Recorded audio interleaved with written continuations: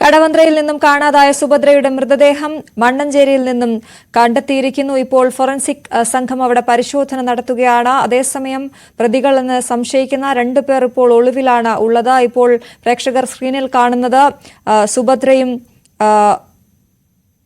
ഷർമിളയും ആണ് CCTVയിൽ കാണുന്നത്. അവിടെ ഉണ്ടായിരുന്നു ആ സമയത്ത് എന്നുള്ളതിന് തെളിവായുള്ള CCTV ദൃശ്യങ്ങളാണ് നമ്മൾ കാണുന്നത്. ആലപ്പുഴയിൽ അവർ എത്തി എന്നതിനുള്ള തെളിവ് പോലീസ് ഇതിനോടകം തന്നെ ശേഖരിച്ചു കഴിഞ്ഞു. ആലപ്പുഴയിൽ അവരുണ്ടായിരുന്നതായി പ്രദേശവാസികൾ, ഷർമിളയുടെ പ്രദേശവാസികളും പോലീസിന് മൊഴി നൽകിയിട്ടുണ്ട്. ഇപ്പോൾ കടവന്ത്രയിൽ നിന്ന് സുഭദ്രയുടെ വീടിനടുത്ത് നിന്ന് ഡാനി പോൾ ഒരിക്കൽ കൂടി ചേരുകയാണ്. ഡാനി, നേരത്തെ അയൽവാസികളടക്കം ആശാവർക്കർ അടക്കമൊക്കെ നമ്മളോട് സംസാരിച്ചപ്പോൾ നമുക്ക് മനസ്സിലായത് സാമ്പത്തികമായി ബാക്കിയുള്ളവർക്ക് പണം പലിശയ്ക്കൊക്കെ കൊടുത്ത് ജീവിക്കുന്ന അത്തരത്തിലുള്ള ഒരാളായിരുന്നു സുഭദ്ര എന്നാണ് നമുക്ക് മനസ്സിലാക്കാൻ കഴിയുന്നത്. ഒപ്പം ഈ നേരത്തെ ധരിച്ചിരുന്നു എന്ന് പറയുന്ന സ്വർണ്ണാഭരണങ്ങൾ ഇപ്പോൾ മൃതദേഹത്തിൽ ഇല്ല എന്നുള്ളത് കൂടി പോലീസിന് ആ വിവരം കൂടി ലഭിച്ച ആ രീതിയിലായിരിക്കും അന്വേഷണം പുരോഗമിക്കുന്നതെന്നാണ് നമുക്ക് മനസ്സിലാകുന്നത്. കടവന്ത്രയിൽ നമുക്ക് ലഭ്യമാകുന്ന വിവരങ്ങൾ എന്തൊക്കെയാണ് കൂടുതലായി?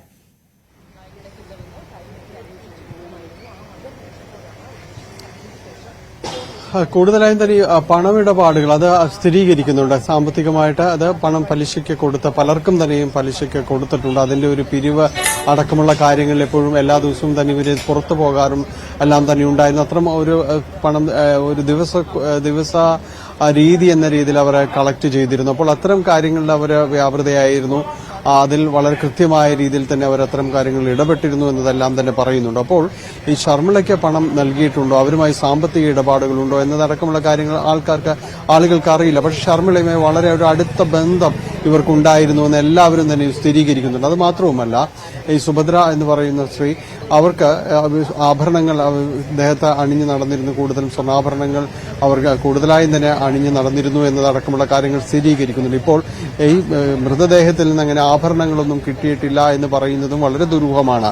അത് എന്താണ് ഇതിൽ നടന്നിരിക്കുന്നത്, എന്ത് കാര്യത്തിന് വേണ്ടിയാണ് ഇത്തരം ഒരു കൊലപാതകം നടന്നിരിക്കുന്നത് എന്നതിന്റെ ഒരു സൂചനകളിലേക്ക് കൂടിയാണ് ഇത്തരം കാര്യങ്ങൾ ചെന്നെത്തുന്നത്.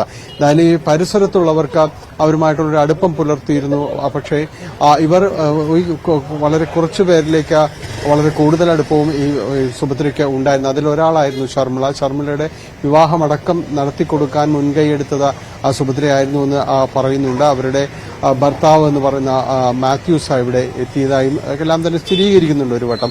അപ്പോൾ ഇത്തരം കാര്യങ്ങൾ ഇവരൊരു യാത്ര പോകുന്നത് പതിവ് ശീലമാക്കിയ ഒരാളാണ് സുഭദ്ര എന്ന് പറയുന്നത്. തീർത്ഥാടനങ്ങളിലെല്ലാം തന്നെ പോകുന്ന ഒരാൾ കൂടിയാണ്. അപ്പോൾ ഈ രീതിയിലുള്ളൊരു മിസ്സിംഗ് ആയിരിക്കും വന്നിരിക്കുന്നത്. വൈകാതെ തിരിച്ചെത്തിയേക്കുമെന്നൊരു പ്രതീക്ഷ എല്ലാവരിലും തന്നെ ഉണ്ടായിരുന്നു.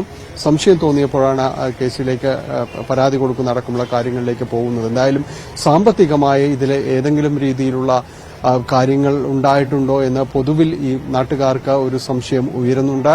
അത്തരം കാര്യങ്ങളിലേക്ക് തന്നെയാണ്, അതിന് തന്നെയായിരിക്കും ഈ എന്തുകൊണ്ട് കൊലപാതകം ഇതിലേക്ക് ചെന്നെത്തി എന്നതിന്റെ ഒരു ഉത്തരവും ഒരുപക്ഷെ അത്തരം കാര്യങ്ങളിലേക്കായിരിക്കും ചെല്ലുക.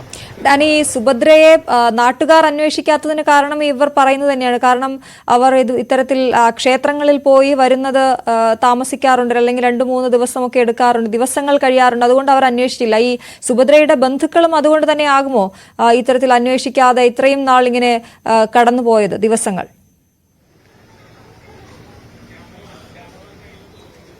അങ്ങനെ തന്നെയാണ്.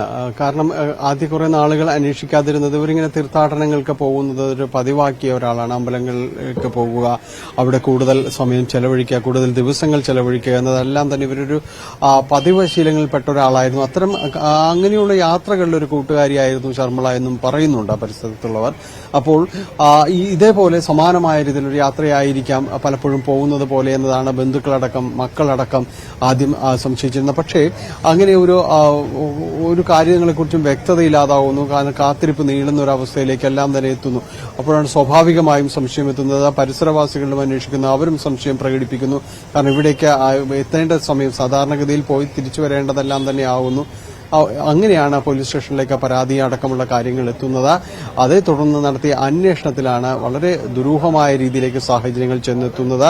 ഈ CCTV ദൃശ്യങ്ങൾ അടക്കം പുറത്തു വരുമ്പോൾ ആ ദൃശ്യങ്ങൾ തന്നെയാണ് ശർമിളയിലേക്കും ഭർത്താവിലേക്കും ഇപ്പോൾ അന്വേഷണം എത്തി നിൽക്കുന്നത്. എന്തിനാണ് ഇത്തരത്തിൽ കൊലപാതകം അവർ നടത്തിയിട്ടുണ്ടെങ്കിൽ അത് എന്തിനാണ് എന്നതടക്കമുള്ള കാര്യങ്ങൾ അതിലേക്ക് പോലീസ് കൂടുതൽ അടുക്കേണ്ടതുണ്ട്. ഡാനി പോളാണ് കടവന്ത്രയിൽ നിന്നും വിവരങ്ങൾ നൽകിയത്.